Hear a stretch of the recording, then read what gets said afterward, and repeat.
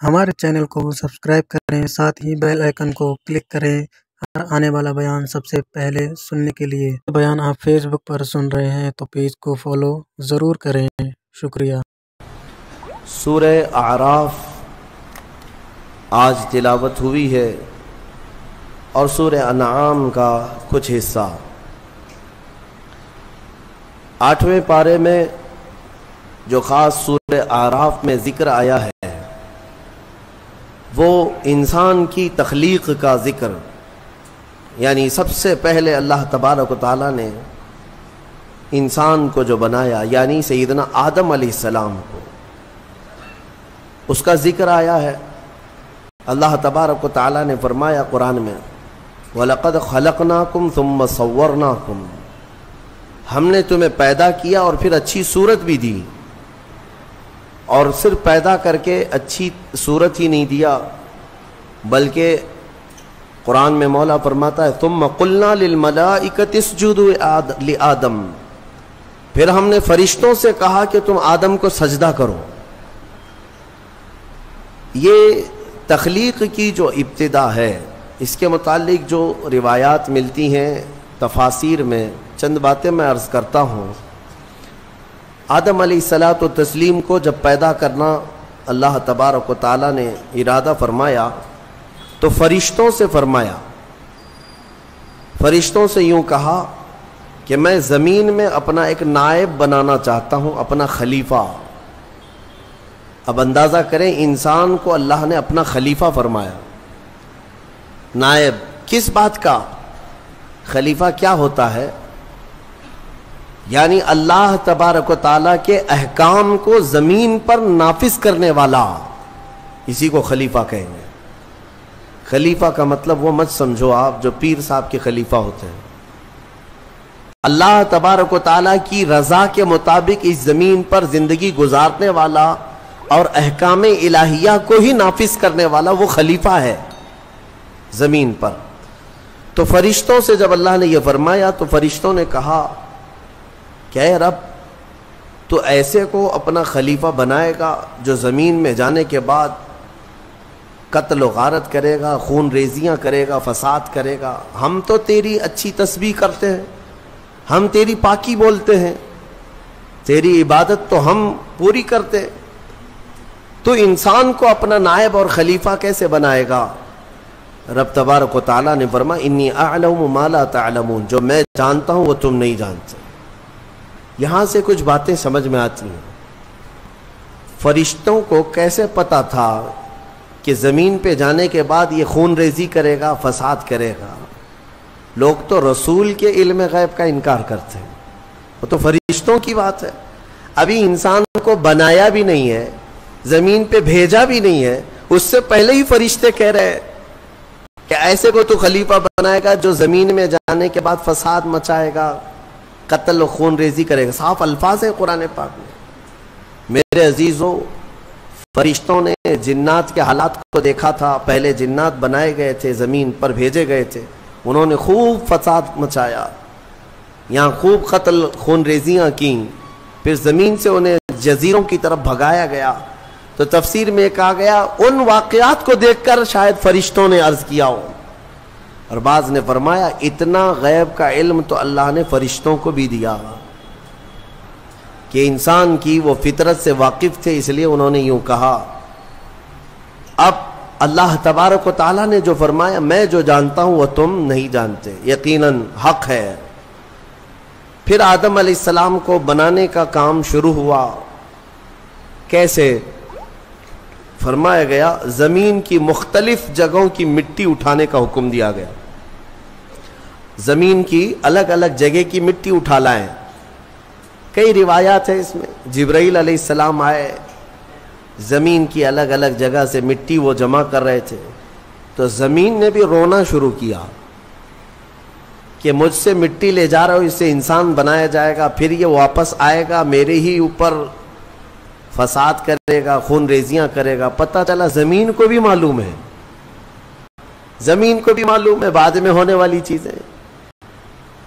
تو جب زمین نے رونا دھونا کیا تو یہ روایات بعض تفاسیر میں ہے میں صرف آپ کو اس کی صحت اور ضعف پر کلام نہیں کر رہا ہوں، عرض کر رہا ہوں۔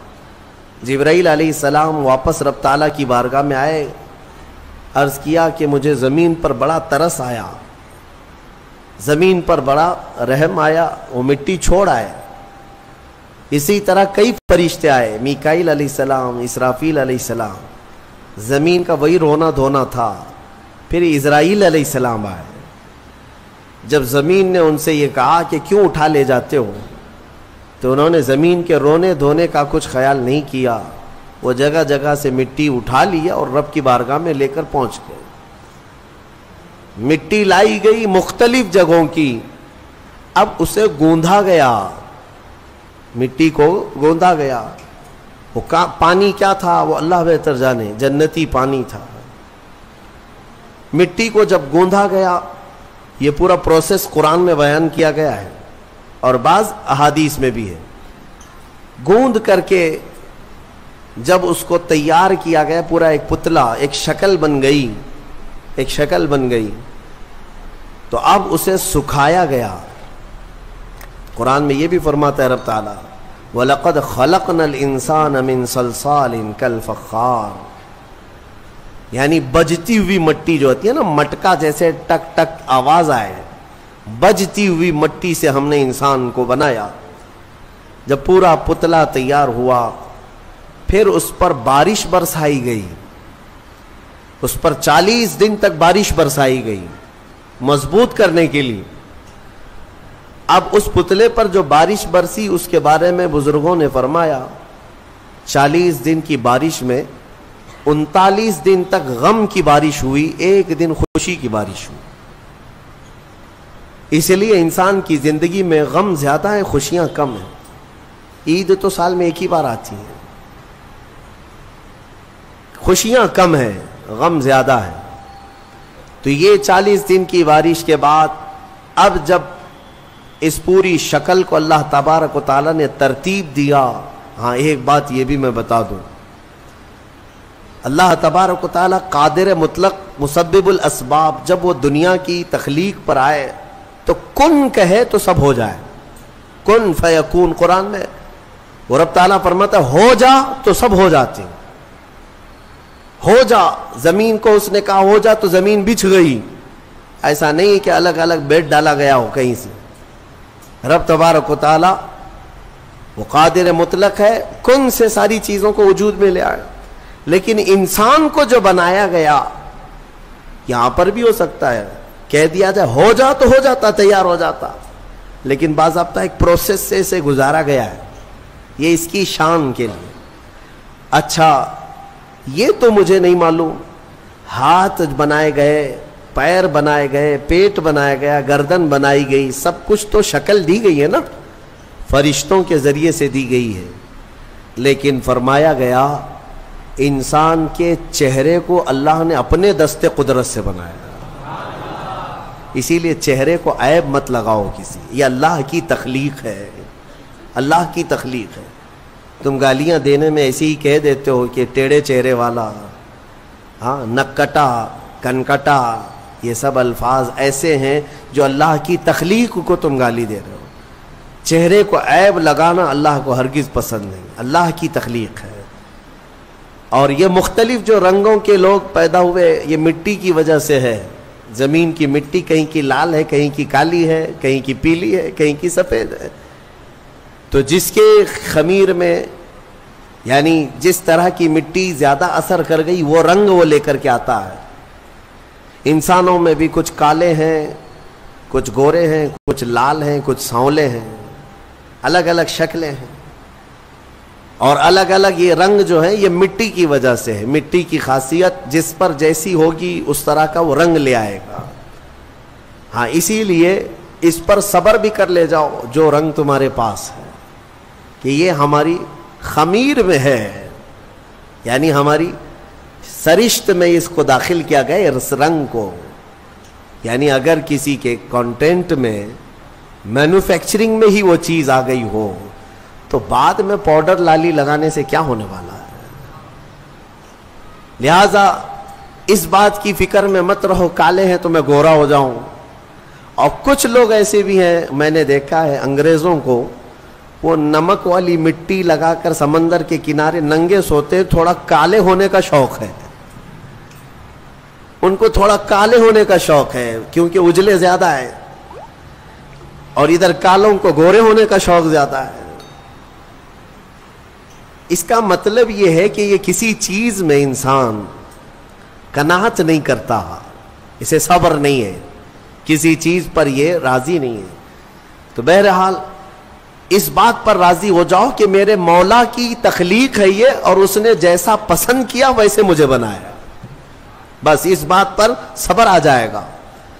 کوئی بھی اپنا چہرہ آئینے میں دیکھے تو دعا بھی میرے آقا نے کیا سکھائی پتہ ہے؟ دعا بھی، چاہے کالے آدمی ہو گورے آدمی ہو، کسی بھی طرح کے ہو، ایک ہی دعا حضور نے تعلیم دی، ایک ہی دعا۔ آئینہ دیکھو تو یہ دعا پڑھو، اللہم حسنت خلقی فحسن خلقی، اے اللہ تو نے میرا چہرہ کتنا اچھا بنایا ہے، مولا اسی طرح میرے اخلاق بھی اچھے بنا دے۔ یہ دعا حضور نے فرمائی۔ تو کیا کالا آدمی یہ دیکھ کر کے دعا نہیں کرے گا؟ سانولا نہیں دعا کرے گا؟ ہر آدمی یہی دعا کرے گا کہ اے اللہ تو نے میرا چہرہ کتنا اچھا بنایا، کتنا اچھا بنایا۔ ہاں دعا یہی کیا کرو کہ اللہ نے سب کے چہرے اچھے بنائے، تمہیں اندازہ نہیں ہے۔ اور چہرے کو عیب لگانا اتنا گناہ ہے۔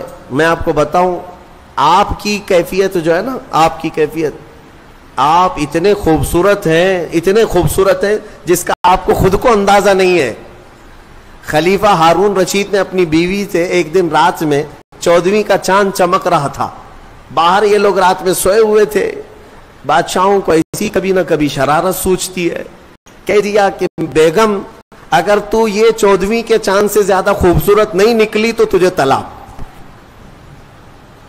اگر بیوی اس سے زیادہ خوبصورت نہیں نکلی تو تجھے طلاق۔ آپ یہ جملہ نہ کہیں۔ وہ خلیفہ تھا، وہ بادشاہ تھا، اس نے کہا اب طلاق کا لفظ یہ معمولی نہیں، یہ گالی نہیں ہے، یہ گولی ہے۔ ہاں بعض لوگ یہ سمجھتے ہیں گالی دینے کے لیے بیوی کو طلاق کہا ہے، میاں گالی نہیں ہے، یہ رشتے ختم ہو جاتے ہیں۔ دوسرے دن یہ مسئلہ اٹھا، ملکہ نے، بیگم نے مسئلہ رکھا کہ آخر میری طلاق ہوئی یا پھر میں نکاح میں ہوں، یہ کیسے پتا چلے گا کہ میں چاند سے زیادہ خوبصورت ہوں کہ نہیں؟ یہ کون بتائے گا؟ تو بہت سارے علماء اس بحث میں مشغول ہو گئے، سبوں کو عاجزی آ گئی۔ بڑے فقیہ تھے اس زمانے میں، ایک بہت بڑے فقیہ، ان کے پاس جب یہ مسئلہ پہنچا، غالباً امام شافعی رحمۃ اللہ، تو ان کے پاس یہ مسئلہ پہنچا تو یہ جو بڑے فقیہ تھے انہوں نے پوچھا کہ کیا مسئلہ ہے؟ کہا کہ ایسے ایسے خلیفہ ہارون رشید نے کہا ہے۔ تو انہوں نے پورا مسئلہ سننے کے بعد کہا جاؤ طلاق نہیں ہوئی۔ کہا وہ کیسے؟ کہا اس لیے کہ زبیدہ ہی نہیں، بہت سارے لوگ چاند سے زیادہ خوبصورت ہیں۔ کیوں؟ کہا قرآن میں اللہ نے فرمایا لقد خلقنا الانسان فی احسن تقویم، ہم نے انسان کو سب سے اعلیٰ صورت میں پیدا کیا ہے۔ سب سے اعلیٰ کا مطلب وہ چاند سے بھی اعلیٰ، چاند سے بھی حسین پیدا کیا ہے۔ تو ہر انسان کو اللہ تعالیٰ نے چاند سے بھی زیادہ اعلیٰ صورت عطا کیا ہے۔ لہذا چہروں کو عیب لگانا چھوڑ دو اور اللہ تبارک و تعالیٰ کی رضا پر راضی رہو۔ چہرے کی تخلیق کس نے کیا؟ وقت سے باقی پورے انسان کی تخلیق اللہ نے کیا، لیکن خاص چہرے کو اللہ نے اپنے دستے قدرت سے بنایا۔ اب آگے کی بات سنیں، پورا انسان تیار ہوا، اس میں روح پھونکی جانی تھی، اس انسان کو بولتا ہوا چلتا ہوا اور روح والا بنانا تھا۔ تو فرمایا گیا کہ ان کے پیشانی پر، ان کی ناک سے روح کو ڈالا گیا۔ روح کیا چیز ہے؟ روح کو دیکھا آپ نے؟ روح کو دیکھا ہے؟ ہاں اس مسئلے میں تو ساری دنیا آج بھی پریشان ہے۔ قرآن میں بھی یہ سوال کیا ہے، صحابہ نے آ کر سوال کیا تھا اور اللہ نے جواب بھی دیا۔ آج دوسری قوموں والے بھی اس بات کو مانتے ہیں کہ آتما ایک نراکار ہوتی ہے، یعنی دکھتی نہیں ہے، روح دکھتی نہیں ہے لیکن ہے کیا چیزیں؟ تو رب تبارک و تعالیٰ نے فرمایا یسألونک عن الروح قل الروح من امر ربی، اے محبوب آپ سے لوگ روح کے بارے میں سوال کرتے ہیں، آپ فرماتے ہیں روح اللہ کا ایک حکم ہے، یہ نور ہے، جس طرح روشنی پھیلی ہوئی ہے پکڑ میں نہیں آتی اور پتہ نہیں چلتی، روح اسی طرح ایک نور ہے۔ جب اس روح کو اس جسم میں ڈالا گیا تو بعض بزرگوں نے فرمایا کہ روح باہر نکل آئی، کہا کہ اندر بہت اندھیرا ہے، اندر مٹی کا بنا ہوا انسان، اندھیرا بہت ہے، روح نور ہے، مٹی میں اندر اندھیرا ہے۔ تو پھر دوبارہ ڈالا گیا، پھر وہ روح قرار نہ پائی، باہر نکل آئی۔ تو مفسرین فرماتے ہیں پھر آدم علیہ السلام کی پیشانی پر نور محمدی کو رکھا گیا، اللہ تعالیٰ نے اپنے حبیب پاک صلی اللہ علیہ وسلم کے نور کو آدم علیہ السلام کی پیشانی میں ودیعت فرمایا، پھر روح کو ڈالا گیا، اب روح جا کر جسم میں قرار پائی، اور پھر آدم علیہ السلام کو سب سے پہلے ایک چھینک آئی، اور چھینک آتے ہی سب سے پہلے آپ کی زبان سے ایک جملہ نکلا الحمدللہ، یہ انسان کی زبان سے نکلنے والا سب سے پہلا لفظ ہے، کیا ہے؟ الحمد۔ آج بھی چھینکتے ہیں تو ہم کیا کہتے ہیں؟ یہ آدم علیہ السلام کی زبان سے نکلنے والا پہلا جملہ، لیکن کمال تو دیکھیں رب تعالیٰ نے اپنا آخری کلام قرآن اپنے حبیب پر اتارا بھی ہے تو اس کی ابتدا بھی کہاں سے فرمایا؟ الحمدللہ رب العالمین۔ قرآن کی ابتدا کہاں سے ہے؟ الحمدللہ سے ہے۔ تو انسان کو یہ بتانا ہے کہ اے بندے تیری جو اصل ابتدا ہے وہ الحمدللہ سے ہے، جہاں قرآن ابتدا کر رہا ہے، اور قرآن کے ساتھ رہے گا تو تو حقیقی زندگی پائے گا۔ اب آدم علیہ السلام جب بیدار ہوئے تو اب سنیے اللہ تعالیٰ نے کیا کیا۔ رب تبارک و تعالیٰ ان کے سامنے دنیا کی ساری چیزوں کو پیش کیا، جو جو ہونے والی تھی یا جو کچھ بھی، سب کے نام سکھا دیے۔ وعلم آدم الاسماء کلہا، سب چیزوں کے نام آدم علیہ السلام کو سکھا دیے، درخت، پودا، پھل، پھول، زمین، آسمان، چاند، تارے، سمندر، مچھلیاں، جنات، انسان، ہر ایک چیز کا نام، جو بھی دنیا میں چیزیں ہیں سب کے نام آدم علیہ السلام کو سکھا دیے۔ اب اس میں کیا کیا چیزیں ہیں، سب چیزیں کا مطلب کیا ہے؟ سب آ گیا نا، ہمارے بھی نام سکھائے ہوں گے اللہ نے، تمہارے بھی نام سکھایا۔ اب مسئلہ یہ تھا کہ فرشتے جو پوچھ رہے تھے نا ایسے کو کیوں خلیفہ بنائے گا، اب فرشتوں کو اللہ نے بلایا، آؤ۔ پھر یہ دنیا کی چیزوں کو فرشتوں کے سامنے پیش کیا گیا، بتاؤ اس کا نام کیا ہے، اس کا نام کیا ہے۔ نئی نئی چیزیں فرشتوں کے سامنے پیش کی گئیں تو فرشتے کہنے لگے قالوا لا علم لنا الا ما علمتنا، مولا ہم کو تو اتنا ہی معلوم جتنا تو نے سکھایا، یہ سب چیزوں کا تو علم نہیں ہے، ہمیں پتہ نہیں ہے۔ تو پھر آدم علیہ السلام سے کہا گیا آدم تم بتاؤ، انبئہم باسمائہم، آدم ان کو یہ سب چیزوں کے نام بتاؤ۔ آدم علیہ السلام نے ناموں کی ابتدا جو کی، حدیث میں ہے، موجود ہے تفسیر میں، ساری دنیا کی چیزوں کے نام آدم علیہ السلام نے فرشتوں کے سامنے بتا دیے۔ جب ساری چیزوں کے نام بتا دیے تب فرشتوں کو حکم ہوا اب آدم کو سجدہ کرو۔ آدم علیہ السلام کے سامنے سارے فرشتے جھک گئے، سجدے میں چلے گئے۔ لیکن ایک بات بتا دوں، یہ سجدہ تعظیم کا تھا، عبادت کا نہیں۔ عبادت کا سجدہ کس کے لیے ہے؟ صرف اللہ کے لیے۔ سنی جانتے ہیں الحمدللہ اللہ کے علاوہ کسی کو سجدہ جائز ہے؟ نہیں جائز، صرف سجدہ اللہ کا ہے۔ لیکن آدم علیہ السلام کو جو سجدہ کرایا گیا تھا وہ تعظیم کا سجدہ تھا، ان کے علم کی تعظیم۔ اب حکم جو ہوا ہے وہی قرآن میں آج ہم نے پڑھا ہے۔ اللہ نے فرمایا سب کے سب سجدہ کرو، سب سجدے میں چلے گئے۔ پتہ ہے ایک تھا ابلیس جو غرور کی وجہ سے سجدہ نہیں کیا، کھڑا رہا۔ ابلیس کون ہے؟ یہ شیطان جس کا نام عزازیل. یہ کون ہے؟ فرشتوں کو تعلیم دینے کے لیے اس کو مامور کیا گیا تھا. اس کو معلم الملائکہ کہتے ہیں. بعضوں نے اس کو فرشتوں میں شمار کیا، لیکن مفسرین کی اکثر رائے یہ ہے کہ وہ جنات میں سے تھا. ابلیس کس میں سے تھا؟ جنات میں سے تھا، لیکن فرشتوں کے ساتھ رہتا تھا، اس لیے حکم اسے بھی تھا.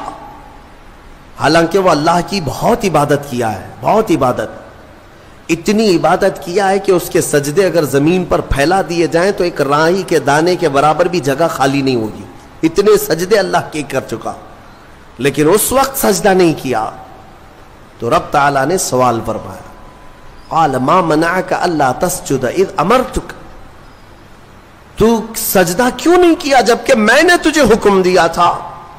قال انا خیر منہ، کہنے لگا اے مولا میں اس سے بہتر ہوں، آدم سے میں بہتر ہوں. خلقتنی من نار وخلقتہ من طین، تو نے مجھے آگ سے بنایا ہے اور اسے مٹی سے بنایا ہے. آگ بلند رہتی ہے، مٹی نیچے رہتی ہے، بلند آدمی نیچے والے کو سجدہ کیسے کرے؟ ہاں یہی غرور ہے. اب اس سے پتا چلا کہ کائنات کا سب سے پہلا گناہ وہ تکبر ہے، غرور، گھمنڈ، میں پن، کہ میں یہ ہوں اس کے سامنے کیوں جھکوں. یہ ابلیس کی یہیں سے خصلت شروع ہوئی. اللہ تعالیٰ نے فرمایا تو نے آدم کو دیکھا لیکن یہ نہیں دیکھا کہ حکم میرا تھا، حکم اللہ کا تھا. فاخرج منہا فإنک رجیم، آج سے تو ہمارے دربار سے نکل جا اس لیے کہ تو مردود ہو گیا. راندہ بارگاہ، ہمیشہ کے لیے اس کو مردود قرار دے دیا گیا. یہ واقعہ میں بتا رہا ہوں آپ کو، یہ آج سورہ اعراف کے شروع میں ہی آیا. تو ابلیس نے کہا اے اللہ تو نے مجھے نکال دیا اپنے دربار سے، فرشتوں کی جماعت سے، انظرنی الی یوم یبعثون، بس مجھے قیامت تک کی مہلت دے دے. بس رب تعالیٰ سے ڈائریکٹ چیلنج کر رہا ہے، اللہ سے چیلنج کر رہا ہے، مجھے تو ٹائم دے دے. بس کیا کرے گا؟ کہتا ہے قال رب بما اغویتنی لاقعدن لهم صراطک المستقیم، بس تو مجھے ٹائم دے دے، قیامت تک تیرے جتنے بندے آئیں گے میں سیدھے راستے پر بیٹھ جاؤں گا. ثم لآتینہم من بین ایدیہم ومن خلفہم وعن ایمانہم وعن شمائلہم ولا تجد اکثرہم شاکرین. کہتا ہے میں تیرے سیدھے راستے پر بیٹھوں گا، جو بھی اس راستے سے گزرے گا، کبھی میں اس کے سامنے سے آؤں گا، کبھی پیچھے سے، کبھی دائیں سے، کبھی بائیں سے، کسی نہ کسی طرح اس کو اس راستے سے میں ہٹا دوں گا. اے رب تیرے بندوں میں تو شکر کرنے والے نہیں پائے گا. اللہ کو یہ چیلنج کر رہا ہے. دوسری آیتوں میں یہ تک کہا اس نے قال فبعزتک لاغوینہم اجمعین، تیری عزت کی قسم اے اللہ. عزت اس کو بھی معلوم ہے اللہ تعالی، اور قسم بھی اللہ کی عزت کی کھا کر کہہ رہا تیری عزت کی قسم میں تیرے سارے بندوں کو گمراہ کروں گا، سارے بندوں کو گمراہ کروں گا. رب تعالیٰ سے چیلنج کیا. رب نے فرمایا قال انک من المنظرین، جا تجھے ٹائم دیا جاتا ہے، مہلت ہے تجھے، جتنا ٹائم چاہیے پورا لے لے. ٹائم ہی نہیں طاقت بھی دے دی گئی، قوت بھی دے دی گئی. دنیا میں جتنی تیزی سے ایک جگہ سے دوسری جگہ جانا ہے سب تجھے دے دیا گیا، جا بہکا لے. کتنوں کو بہکاتا ہے. ان عبادی لیس لک علیہم سلطان، اللہ فرماتا ہے تو پوری کوشش کر لے، میرے کچھ بندے ایسے ہوں گے جن پر تیرا داؤ نہیں چلے گا، نہیں چلے گا، تیرا داؤ نہیں چلے گا. رب تعالیٰ نے بھی فرمایا تو پوری کوشش کر لے لیکن تیرا داؤ میرے کچھ بندوں پر نہیں چلے گا. وہ کون سے بندے ہیں؟ ان بندوں کے بارے میں ابلیس بھی مان گیا، شیطان بھی مانا، کہنے لگا ہاں ہاں ہے تیرے کچھ بندے. وہ کون ہیں؟ الا عبادک منہم المخلصین، یہ وہ بندے، ہاں مولا تیرے کچھ بندے ایسے ہوں گے جن پر میرا داؤ نہیں چلے گا. وہ کون ہے؟ وہ بندوں کی جماعت کو مخلصین کی جماعت کہا جاتا ہے کہ وہ اگر عبادت کرتے ہیں تو نہ ادھر دیکھتے نہ ادھر دیکھتے ہیں، وہ خالص تیری رضا کے لیے کرتے ہیں۔ تو جو لوگ دنیا میں صرف اور صرف اللہ کی رضا کے لیے نیک کام کرتے ہیں، یقین کے ساتھ میں کہتا ہوں ان پر شیطان کا داؤ بھی نہیں چلے گا، شیطان ان لوگوں کو نہیں گمراہ کرے گا۔ مخلصین کی جماعت، مخلصین کون ہے میرے عزیزو؟ دکھاوے کے لیے کرنے والے مخلصین نہیں، اپنے رب کی رضا کے لیے۔ یہاں پر ایک روایت ملتی ہے قیامت کے دن جنتیوں کا جب انصاف ہو جائے گا نا، پورے جنتی ایک طرف ہوں گے، ان جنتیوں میں بھی 3 کیٹیگری ہیں، جنتیوں میں بھی 3 جماعتیں۔ ایک جماعت اللہ نے ان سے فرمایا کہ اے بندو تمہاری بخشش ہو گئی، تمہارے لیے جنت کا پروانہ ملا، تم جنت جا رہے ہو، یہ بتاؤ تم جنتی عمل کیوں کرتے تھے دنیا میں؟ تم نیک کام کیوں کرتے تھے؟ آج جنت تمہارے لیے ہو گئی نا، پاس ہو گئے، پاس ہونے کے بعد پوچھا جا رہا ہے تو وہ جماعت کہتی ہے اے مولا ہمیں تیری دوزخ سے بہت ڈر لگتا تھا، بہت ڈر لگتا تھا، اس کے ہولناک عذابات، اور تیری دوزخ سے ڈر کر کے ہم نیک کام کرتے تھے۔ اللہ فرماتا ہے ٹھیک ہے میں تم سے راضی ہو گیا، تم جنت میں جاؤ۔ دوسری جماعت، ان سے پوچھا جائے گا تم کیوں کرتے تھے؟ یہ سیکنڈ کیٹیگری ہے جنتیوں کی، ہاں تم کیوں نیک کام کرتے تھے، تم بھی پاس ہو گئے۔ وہ کہیں گے مولا قرآن میں اور حدیث میں تیرے رسول سے ہم نے جنت کی اتنی نعمتوں کا ذکر سنا تھا، وہاں کے محلات، وہاں کی خوشبوئیں، وہاں کی حوریں، وہاں کے غلمان، تو شوق تھا کہ جنت میں جائیں، اس لیے نیک کام کرتے تھے، تیری جنت کی خواہش نے ہم سے نیک کام کروائے۔ رب تعالیٰ فرماتا ہے جاؤ تم سے راضی اور تمہارے لیے جنت ہے، چلے جاؤ۔ تیسری ایک جماعت ہوگی جنتیوں کی، یہ لاسٹ کیٹیگری ہے، ان سے پوچھا جائے گا میاں آپ بھی پاس ہو گئے، جنت میں جا رہے ہو نیکیوں کی وجہ سے، تم کیوں نیکیاں کرتے تھے؟ وہ کہیں گے کہ مولا ہم نہ جنت کے لیے کرتے تھے نہ دوزخ کے لیے، ہم تو خالص تیری رضا کے لیے کرتے تھے، تو راضی ہو جا، بس ہمارا مقصد اتنا تھا۔ تو رب تعالیٰ فرمائے گا جاؤ میں تم سے راضی ہو گیا اور جنت میں جاؤ۔ وہ جماعت کھڑی ہو جائے گی نہیں جنت میں نہیں جانا ہے، اگر جنت میں جائیں گے تو پھر بدلہ ہو جائے گا، معاوضے کے طور پر ہو جائے گا، پھر ہم کو اندر جانے کے بعد دوسرے لوگ تانا ماریں گے تم بھی جنت کے لیے کرتے تھے، وہاں بولے کچھ اور ہو، ہم نہیں جائیں گے جنت میں۔ رب تعالیٰ پھر دوبارہ فرمائے گا کہ اے مومنوں میں تم سب سے راضی ہوں، تم میری رضا کے لیے کر رہے تھے، میں راضی ہوا، جاؤ جنت میں۔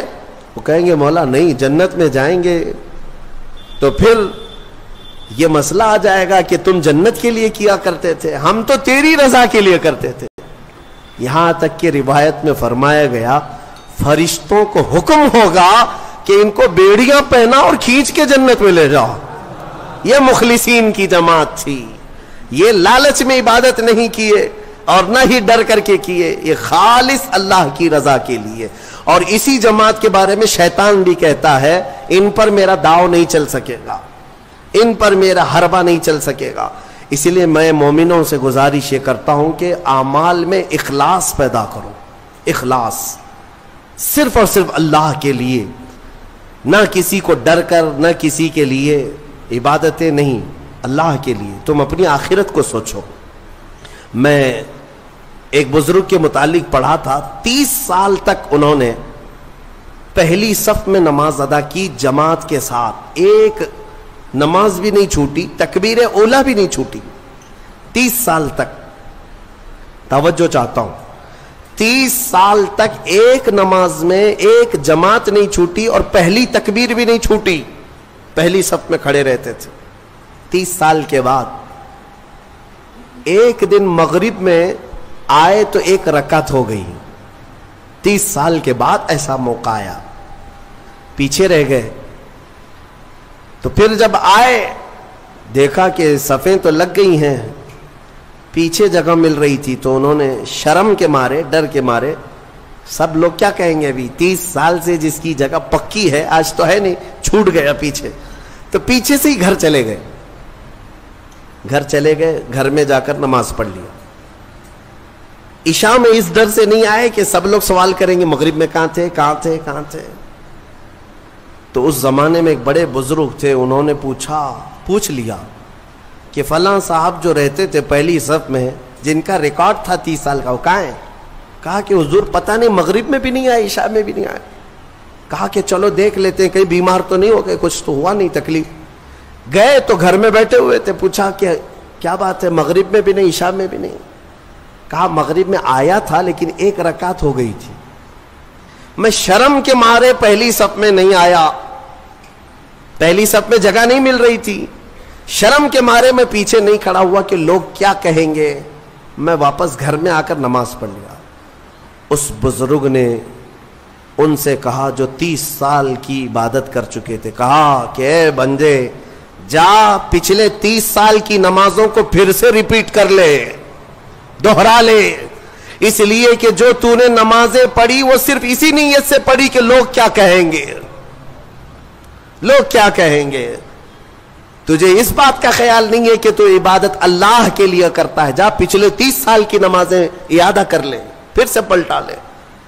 عزیزان گرامی، اخلاص ایک بڑی دولت ہے، اللہ تعالیٰ اپنے مخصوص بندوں کو عطا کرتا ہے۔ بات میں یہاں پر سمیٹتا ہوں کہ ابلیس لعین آدم علیہ السلام کو سجدہ نہ کیا، غرور اور گھمنڈ میں اللہ تبارک و تعالیٰ سے چیلنج کر کے نکلا، اسے اللہ نے ٹائم دیا، وقت دیا قیامت تک کا، اور وہ بہکاتا گھوم رہا ہے ابھی بھی۔ ہاں بس رمضان میں قید ہوا ہے، رمضان میں شیاطین کو قید کیا گیا، یہ حدیث پاک سے ثابت ہے۔ ابھی تو ہے نہیں، ہماری محفل میں بھی نہیں ہے، اور ابھی رمضان میں کہیں ہے نہیں، لیکن پھر بھی کچھ لوگ ابھی بھی روزہ چھوڑتے ہیں۔ یہ کون سے شیطان ہیں؟ نماز میں نہیں آتے، پھر یہ کون ہیں؟ ان کو کون سلاتا ہے؟ ان کو کون؟ شیطان کا کوئی خلیفہ ہے؟ شیطان کسی کو اپنی ڈیوٹی دے کر کے گیا ہے؟ یہاں پر نفس امارہ ہے، وہ ہر ایک کے اندر ہے، انشاءاللہ پھر آگے کبھی میں عرض کروں گا، وہ ہر انسان کے پاس ہے۔ جس نفس نے شیطان کو بھی گمراہ کیا تھا وہ نفس تو ہمارے پاس ہے۔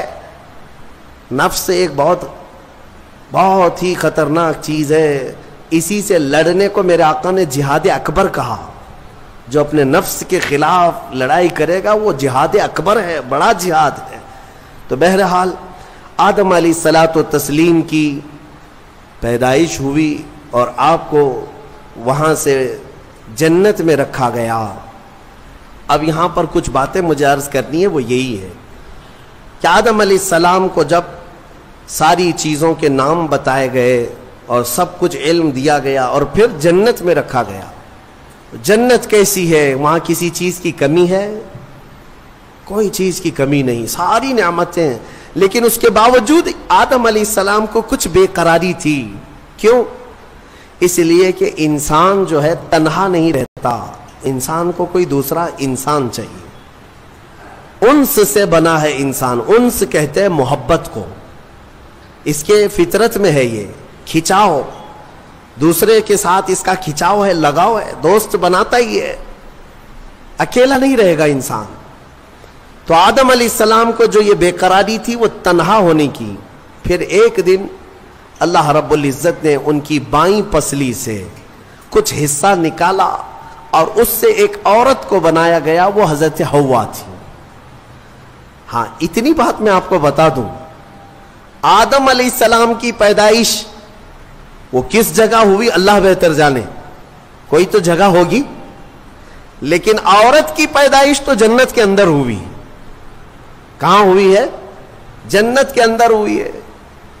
ہاں جنت میں پیدا ہوئی ہے عورت، یہ اس کا مقام ہے، اور یہ جنتی چیز ہے۔ اللہ تبارک و تعالیٰ نے اس میں جو خوبصورتی رکھی ہے عورت کے اندر، وہ جنت کی کشش ہے۔ جب حضرت آدم علیہ السلام حضرت حوا کو دیکھتے ہیں، آپ کو پتا ہے حضرت حوا دنیا کی سب سے خوبصورت عورتوں میں سے ایک ہے، سب سے خوبصورت تھی۔ آدم علیہ السلام ان کی طرف ہاتھ بڑھانے لگے، رب تعالیٰ کا حکم ہوا آدم تمہارے لیے حلال نہیں، تم اس کا مہر ادا کرو، مہر ادا کرو۔ مہر دینا یہ جنتی قانون ہے، آج بھی ہمارے نکاح میں مہر رکھا جاتا ہے۔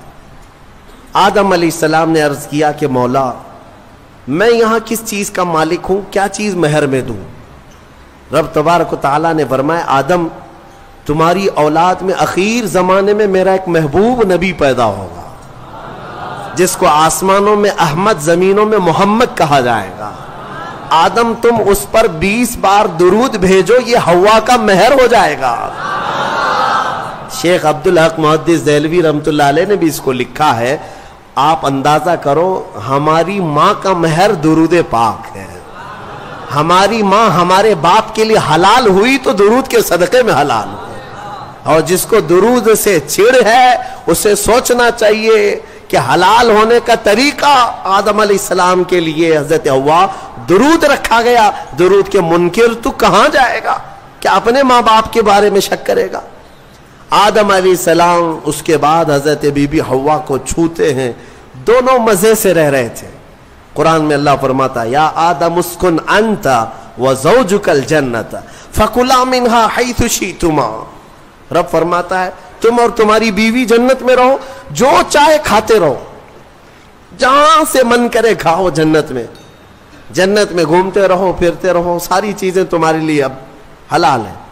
لیکن رب نے فرمایا تھا وَلَا تَقْرَبَ هَذِهِ الشَّجَرَةَ، ایک درخت ہے اس کے قریب مت جانا، ایک درخت ہے اس کے قریب مت جانا۔ اللہ کی طرف سے منع تھا، وہ درخت کے قریب جانے کی ممانعت آئی تھی، تو ہوا کیا؟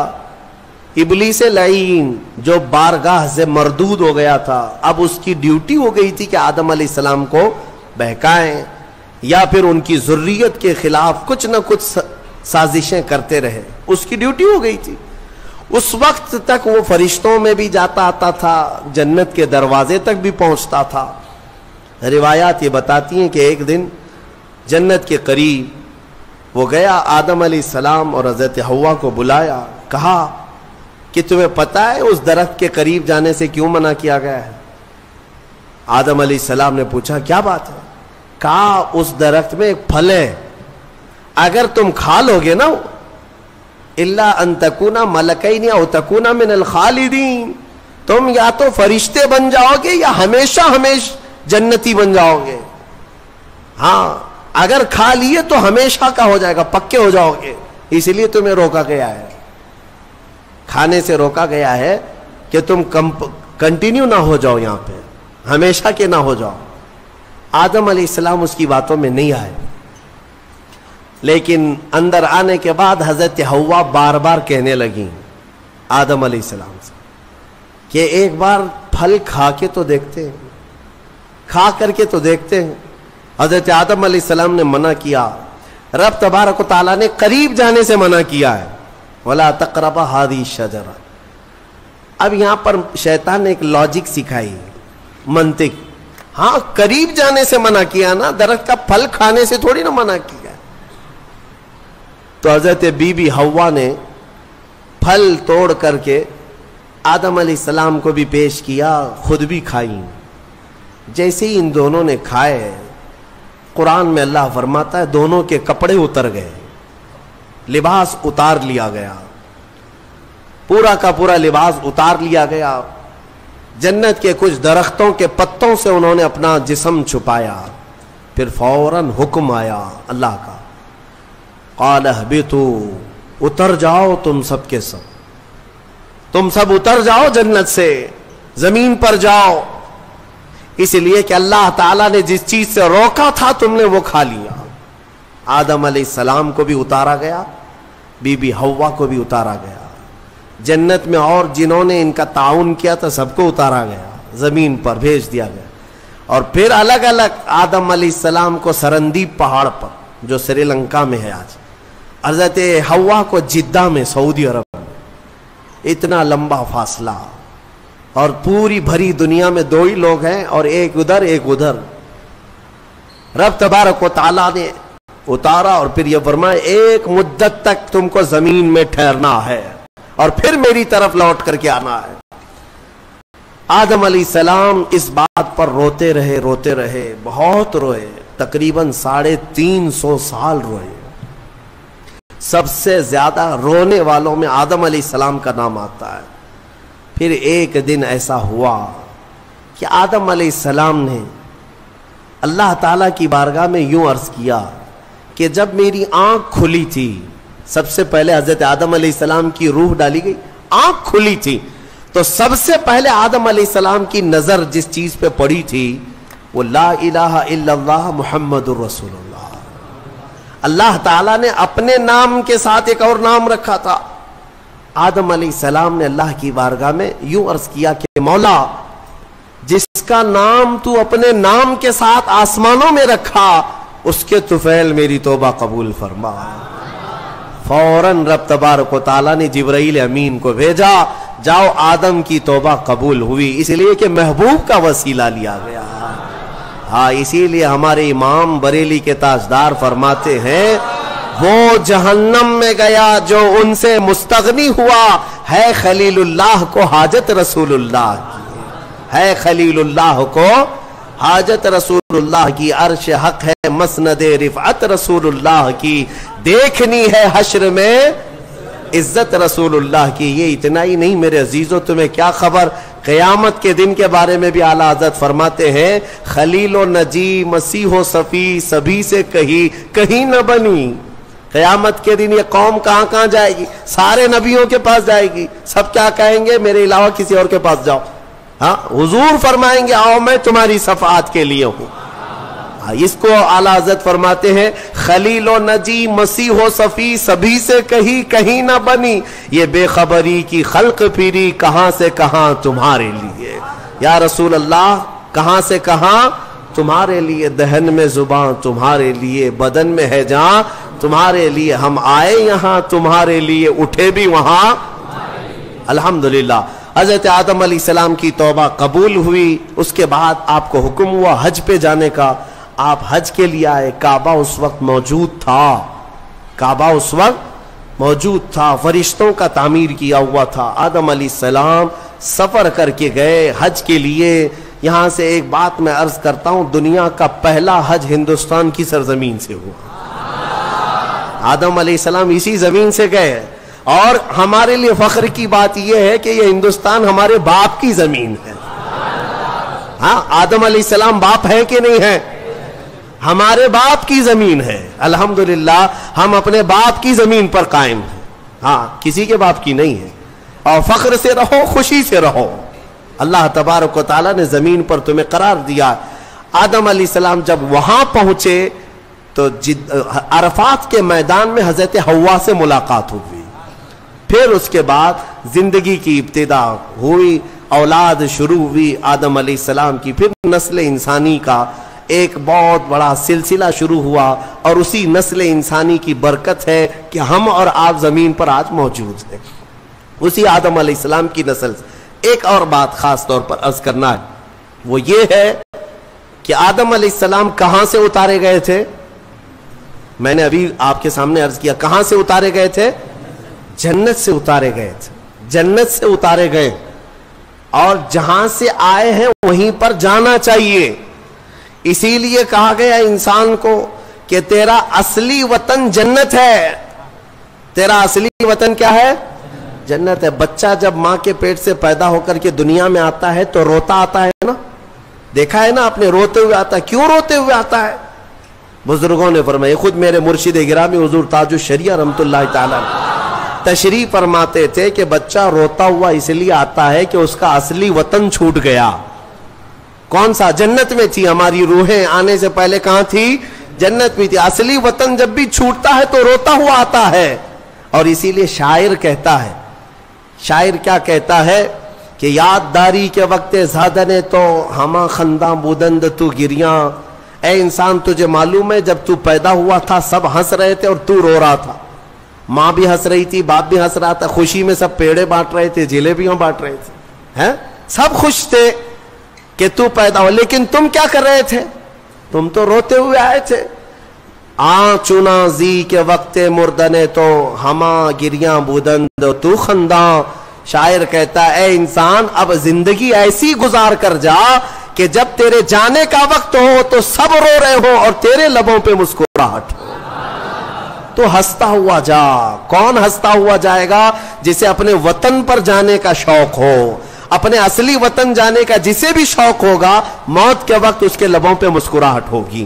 اور جسے جہنم جانے کا ہوگا, خاک مسکرائے گا, خاک مسکرائے گا. وہ تو ملک الموت کی شکل دیکھ کر کے لال پیلا ہو چکا ہوگا. ہاں, اسی لیے جنت کی خواہش بھی رکھو کہ میرا اصلی وطن ہے, اور کام بھی وہی کرو تاکہ مرنے کے وقت لال پیلے نہ ہو, لبوں پر مسکراہٹ ہو. اسی لیے بہتوں کو مرتے وقت مسکرانا یہ ہمارے اختیار میں نہیں ہے. ہاں, تم چاہو گے تو مسکرا لیں گے. ابھی ہم بیٹھے ہیں, ہنسنے کے لیے بولوں گا تو پورا پھاڑ کر کے ہنسیں گے, ہو سکتا ہے ابھی اختیار ہے, لیکن موت کے بستر پر میاں کسی کے اختیار میں نہیں. ہنسنا اس وقت تمہارے کنٹرول میں نہیں. اس وقت تو نزع کا عالم ایسا کہ مکھی بھی بیٹھے تو پہاڑ کے برابر لگے ہیں, ہنس کہاں سکو گے؟ ہاں, بس وہی ہنسے گا جو زندگی بھر جنت میں جانے کی تیاری کرتا تھا اور مولا اسے موت سے پہلے جنت دکھا رہا ہو اور وہ ہنس رہا ہو. بس وہی ہنسے گا, باقی کسی کے کنٹرول میں نہیں ہے. اسی لیے میں اسی پر گفتگو ختم کرتا ہوں. ہمارے باپ آدم علیہ السلام جنت سے آئے تھے اور پھر وہ واپس جنت میں ہی جائیں گے. آدم علیہ السلام بھی, نوح علیہ السلام بھی, موسیٰ و عیسیٰ بھی, ابراہیم و اسماعیل بھی علیہ السلام, اور خود میرے آقا و مولا سیدنا محمد الرسول اللہ صلی اللہ علیہ وسلم جنت ہی میں جائیں گے. تو ہم جن کی امت ہیں, ہمارے لیے یہی فرض ہے کہ ہم بھی وہیں جائیں جہاں ہمارے رسول جائیں گے, اور جنت کے کام شروع کرو, نیکیاں کرو. اللہ تبارک و تعالی ہم سب کو اصلاح کی توفیق عطا فرمائے. مرنے سے پہلے مولا توبہ کی توفیق عطا فرمائے, جنتی اعمال کی توفیق عطا فرمائے. بیان اچھا لگا ہو تو لائک کریں, شیئر کریں اور چینل کو زیادہ سے زیادہ سبسکرائب کریں.